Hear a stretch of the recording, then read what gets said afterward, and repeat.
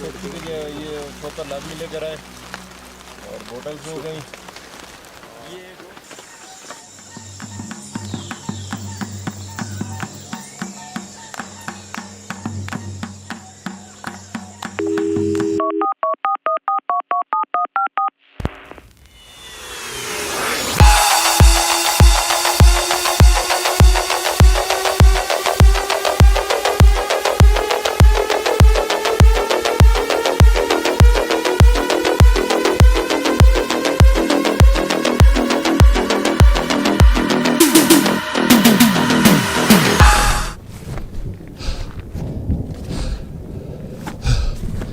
This is the top of Pregal.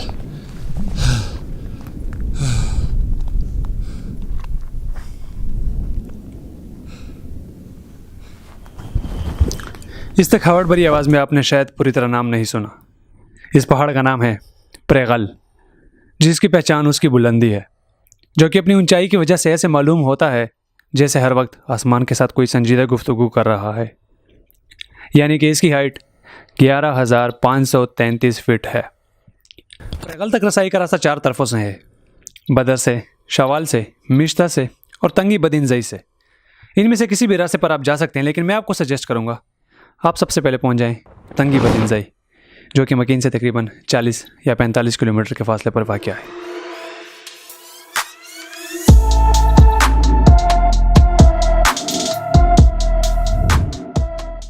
पहले दिन आप प्रेगल का सफ़र शुरू नहीं कर सकते, इसलिए पहले दिन आप तंगी बदिनजई को एक्सप्लोर करें, जिसकी खूबसूरती का कोई मुतबादिल नहीं। और हाँ, सबसे ज़रूरी बात आपको बता दूं कि अगर आपका कोई जानने वाला नहीं है तंगी बदिनजई में, तो भी आप तंगी बदिनजई में चले जाएं, क्योंकि मैं वहाँ की मेहमान नवाजी खुद अपने आंखों से देख आया हूँ। अगर किसी का एक कमरा होगा तो वो कमरा खाली करके आपको रहने के लिए दे देगा।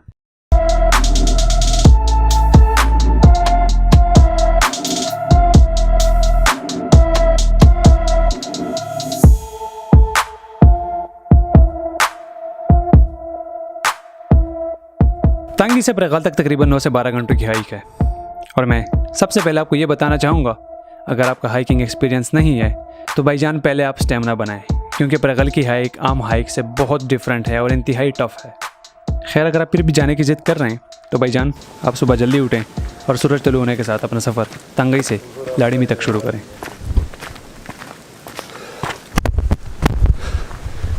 सुबह के 6 बज रहे तो हमने अपना सफ़र जो है ना तंगी गांव से शुरू कर दिया। तो पहला स्टॉप जो हमारा आएगा वो होगा हमारा लाड़ीमाई। वहाँ पे चंद सामान लेंगे ज़रूरत का, खाने पीने का, और बाकी जो हमारे यूज़ का वो सामान लेंगे, फिर सीधा ऊपर ट्रैक शुरू करेंगे।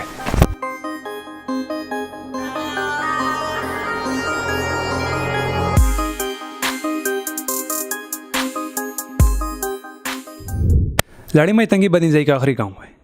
इससे आगे आबादी बिल्कुल ख़त्म हो जाती है और यहाँ पर दो दुकानें हैं जिनसे आप राशन और बाकी ज़रूरी चीज़ें ख़रीद सकते हैं।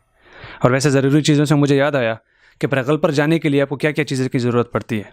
रात गुजारने के लिए स्लीपिंग बैग्स, खाने बनाने के लिए बर्तन, पानी पीने के लिए कैन या बड़े बॉटल्स, चटाई, गर्म कपड़े, एनर्जी मेंटेन करने के लिए ड्राई फ्रूट्स या फिर चॉकलेट्स या कुछ स्वीट्स, बारिश से बचने के लिए रेनकोट। और जब मेरे भाई ये सब तैयार हो तो देर करने में हिमाकत होगी, क्योंकि रास्ते की खूबसूरती आपके इंतज़ार में है।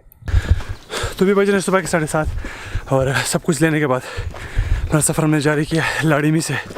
और हम टोटल जो है ना 10 बंदे हैं, और इनमें सारे जो है ना ट्रेंड नहीं है, कुछ ट्रेंड है, आदिल और एक दो और मैं भी। इसके अलावा बाकी जितने हैं वो मुझे नए लग रहे हैं। तो अभी एग्जैक्टली श्योर नहीं है हम 8-9 घंटों में पहुँचेंगे या 10-12 घंटों में।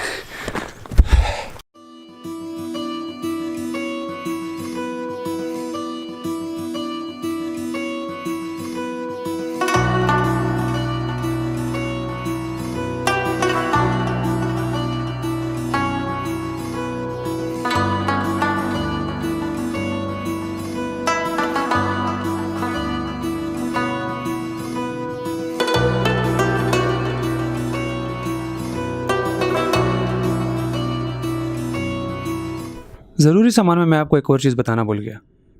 अगर आपके रगों में मेरी तरह कबायली खून दौड़ता है तो अपने साथ प्रेगल के ट्रिप पर एक ढोल पकड़ लें, क्योंकि इसकी आवाज़ आपको थकने नहीं देगी। और वो क्या ही बात होगी जो आपको मेरे दोस्तों की तरह दोस्त मिले, जो कि वज़ीरिस्तान की रिवायती गानों में एक महारत रखते हों। तो ये पहली पीक है जो हम चढ़ के आए, स्टीप थी। सारे तो नीचे बड़े जज्बाती थे कि कहीं पे रुकेंगे नहीं, लेकिन स्टीप हमने आधी की है कि सबके जज्बे जो थे ना सारे गिर गए हैं। ऑलमोस्ट 10 मिनट्स हो रहे हैं यहीं पे बैठे हुए और कोई नाम नहीं ले रहा जाने का। चलो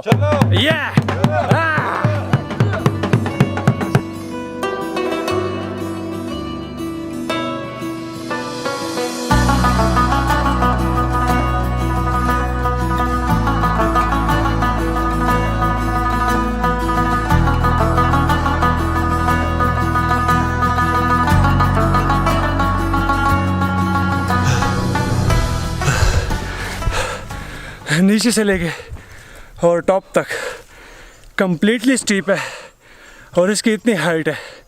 सनबी में कितना टाइम लगा? 2-2.5 घंटे लगे सिर्फ इस स्टीप को कवर करने में। बिल्कुल। इसलिए आप अगर आना चाहें तो आपको हम ये मशवरा देंगे, सामान के लिए आप अपने साथ एक गद्दा रखें, गाँव से मिल जाएगा। हमने ये गलती की है और कॉन्फिडेंट हो के।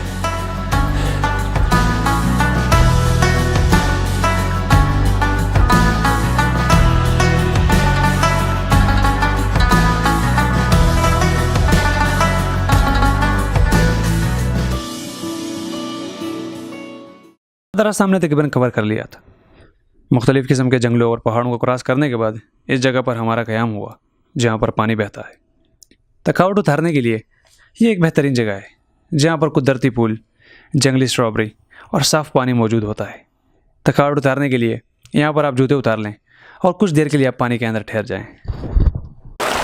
हाँ, लेकिन इस पानी में मैं गारंटी से कह सकता हूँ 2 मिनट से ज़्यादा कोई नहीं ठहर सकता। इसको बर्दाश्त नहीं कर सकता कि इतना ठंडा है। मैंने खुद तकरीबन 30 या 40 सेकंड तक बर्दाश्त किया। इतना इंतहा लेवल का ठंडा है।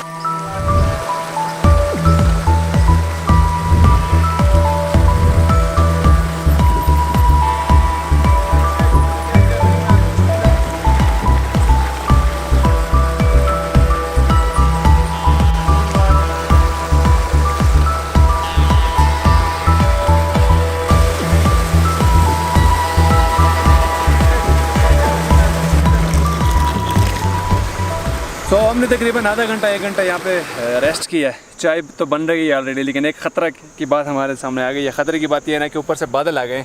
Still we have to hike. तकरीबन 3 से 4 घंटे में ऊपर चढ़ना है। तो अगर इस दरमियान हमारे ऊपर बारिश शुरू हो गई ना तो सब के सब गर्क हो जाएंगे। जितना सामान है सारा गीला हो जाएगा और जितना इक्विपमेंट है, खैर इक्विपमेंट तो बच जाएगा। प्लास्टिक ज़रूरी है बचने के लिए, लेकिन फिर भी मैं आपको कहूँगा अगर आप यहाँ से गुजर रहे हैं, यहाँ पे अगर आपने चाय नहीं पी तो आप गलती कर रहे हैं। क्या बोलते हो? बिल्कुल बिल्कुल बेशक। एहसान भाई फरमाते हैं कि बिल्कुल सही बात की है। सारे क्या बोलते हो? बिल्कुल। एक चाय दूसरी स्वार।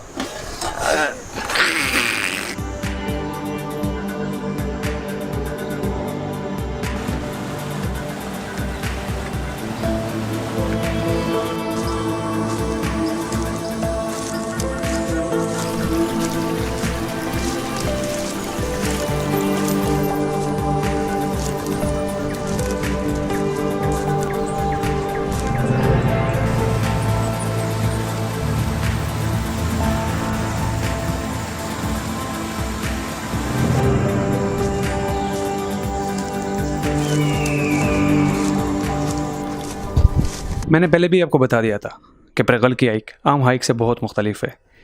मैं भी रास्ते में 2-3 बार गिर गया और शदीद किस्म की चोट लग गई मुझे और मैं चलने लायक नहीं था। लेकिन मेरा हौसला इतना था कि मैंने हार नहीं मानी और अपनी एनर्जी को मेंटेन करने के लिए मेरे पास 2 तरीके थे।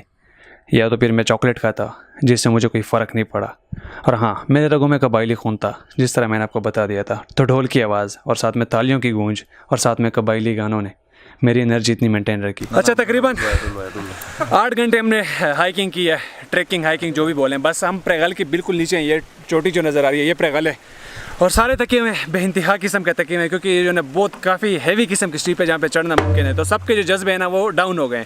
तो साकिबा सबको ऊपर करो, बचाओ वर्का डांग।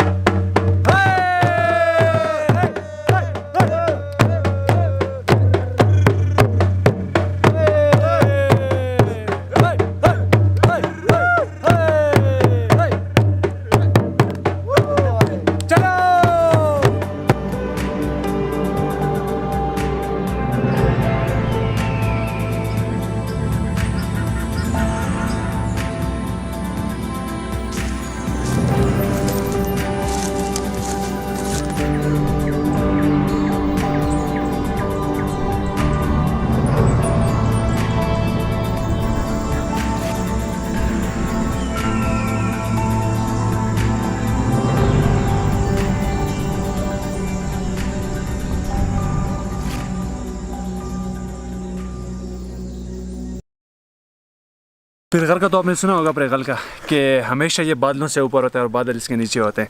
लेकिन अब हम उस लेवल तक पहुंचे हैं कि बिल्कुल बादलों के बराबर है, पैरेलल है। आप पीछे देख सकते हैं, बिल्कुल हमारे पैरेलल बादल खड़े हुए हैं। Still we have to hike 1 घंटा या 45 मिनट्स।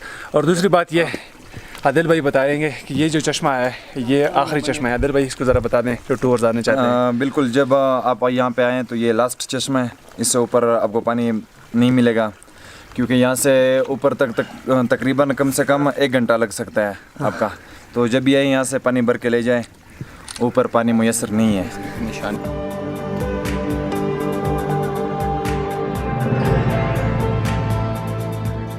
यह है प्रेगल की आखिरी स्टीप, लेकिन ये इंतहाई ख़तरनाक स्टीप है।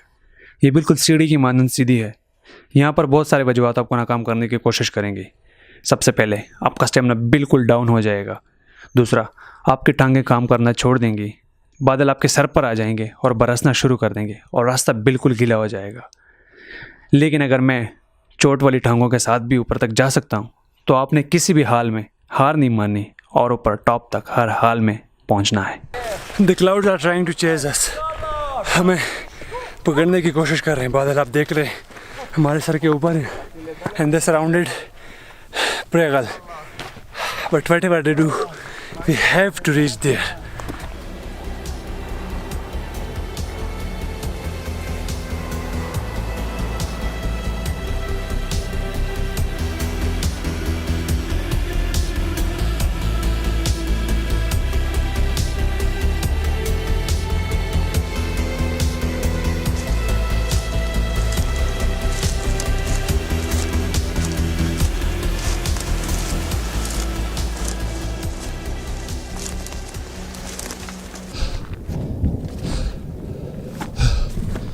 This is the top of Pregal.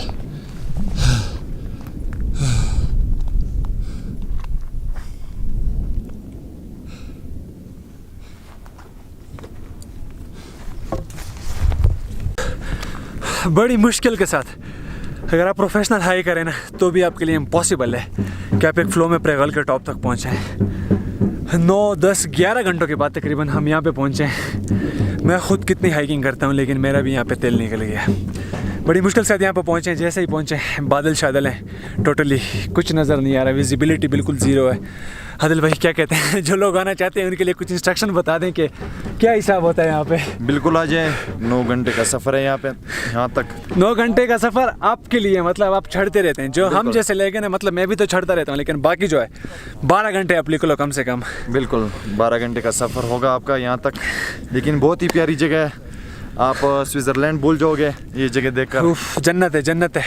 बारिश हो रही है, अंदर जाते हैं, फिर आपको रूम टूर कराते हैं। यहाँ पे एक छोटा सा रूम भी बना हुआ है। पूरे रास्ते में आप पसीने से शराबोर होंगे, बिल्कुल मेरी तरह। लेकिन आप जैसे टॉप पर पहुँचें तो वहाँ पर एक कमरा मौजूद है और साथ में एक किचन भी।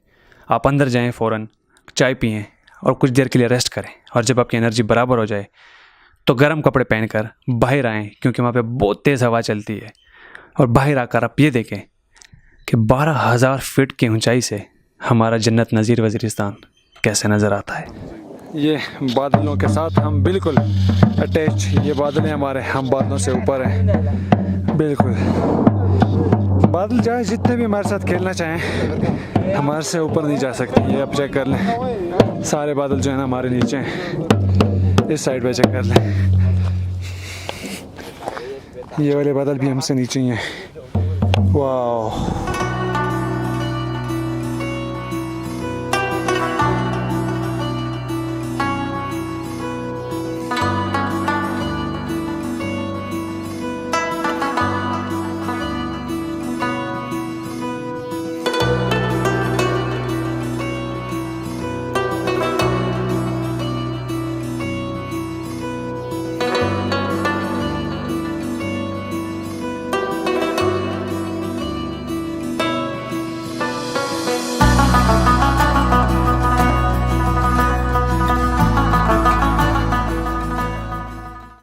अंधेरा होने से पहले आप कुकिंग के लिए और रात को बोनफायर के लिए लकड़ियाँ जमा कर लें और कुकिंग कर लें। फिर रात को बोनफायर लगाकर 12,000 फीट की ऊंचाई पर बैठकर कड़क चाय का कप लेकर अपने हाथ में रिवायती ढोल और अतरण के मज़े लें। और जब आप बिल्कुल थक जाएं और किसी काम के लायक ना रहें, तो बेशक आप बिल्कुल सो सकते हैं। और यार अगर आप बुरा ना माने, मैं भी इजाज़त चाहूँगा, मैं भी थका हूँ, सोना चाहता हूँ मैं। सुबह मुलाकात होगी।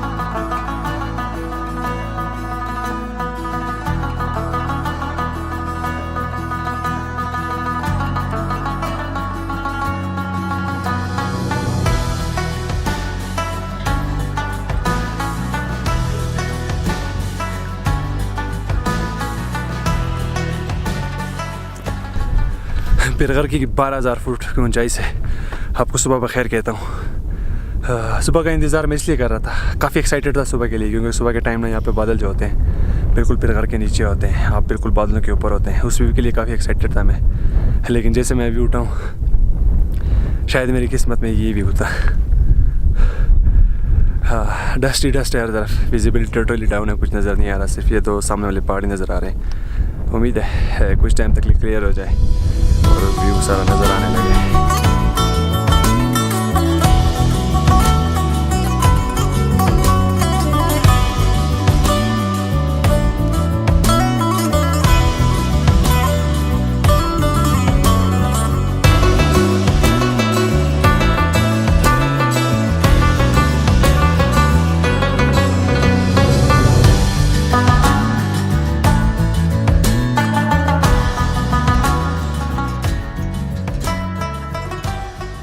शायद ही किसी आशिक को इतना गम महबूब के जुदा होने से ना हुआ हो जितना गम मुझे महसूस हो रहा था जब मैं प्रगल को खैर बात कह रहा था। लेकिन मैंने प्रगल से वादा किया कि जल्द ही दूसरी मुलाकात होगी हमारी, इंशाअल्लाह।